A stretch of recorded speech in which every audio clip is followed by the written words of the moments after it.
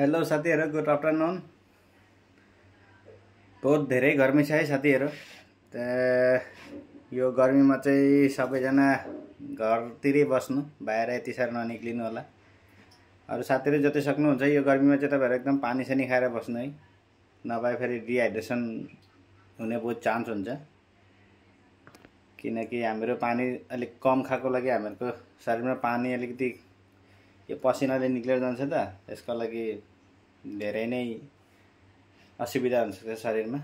त्यही साथीहरु, आजको डेलीको फुडमा चाहिँ मेरो यहाँ एकदम मेरो सिम्पल खानै छ आज पनि। यहाँ हेर्नुस्, यहाँ भात, यता आलु भाजी छ, यहाँ चाहिँ सलाड छ, अरु यहाँ दाल, यहाँ हेर्नुस् दाल छ है। अरु यहाँ ठन्डा पानी एक गिलास लिएको छु। त्यही साथीहरु, यही नै छ, एकदम नर्मल खाना छ गरमको लागि। आज झन् धेरै नै गरम भएको छ। आज सायद 35-37 जस्तै छ होला कि सायद, त्यति भित्रै छ होला, हेरेको छैन। त्यही पनि गरमलाई उयो गरेर मैले भनेको। त्यो साथीहरु पानी सानी खाएर बस्नु होला। त्यो साथीहरु, आज चाहिँ मेरो यही हो।